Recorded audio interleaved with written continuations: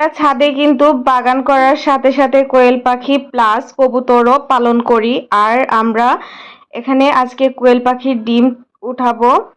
ডিম জায়গায় জায়গায় কর্নারে কর্নারে পেড়ে রাখছে, আমরা এখন খুঁজে খুঁজে এগুলা বের করতেছি। এখানে আমার হাজবেন্ড আর আমার ছেলে খুঁজতেছিল আর আমি ঝুড়ি নিয়ে দাঁড়িয়েছিলাম, ওরা খুঁজে খুঁজে আমার হাতে দিতেছিল। আর এখানে কিন্তু মোট 60টার মতন আমরা ডিম পেয়েছি কোয়েল পাখির। আর সাথে দেখি একটা কবুতরও ডিম পেড়ে রাখছে। কবুতরের জায়গায় ডিম না পেড়ে কবুতর অন্য জায়গায় ডিম পেড়ে রাখছে, তো আমার হাজবেন্ড দেখে আমাকে দেখাচ্ছিল।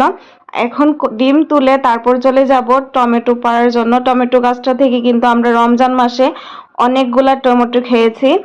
আর এই গাছের টমেটোগুলা মাশাআল্লাহ অনেক বেশি মজা আর টকও ছিল। রমজান মাসে আমরা বেশিরভাগ টমেটো দিয়ে টক আর সালাদি বানিয়ে খেয়েছি। তো আসলে টমেটো পাড়তে অনেক বেশি ভালো লাগে। গাছগুলো কিরকম নষ্ট হয়ে গেছে, এই গাছগুলো উঠিয়ে আবার আম্মু নতুন করে চারা রোপণ করবে। তো এখানে টমেটোগুলা সবগুলা উঠিয়ে নিচ্ছিলাম, লালগুলা বেছে আর কাঁচাগুলা রেখে দেবো, কাঁচাগুলা 2 দিন পর আবার বেছে নেব।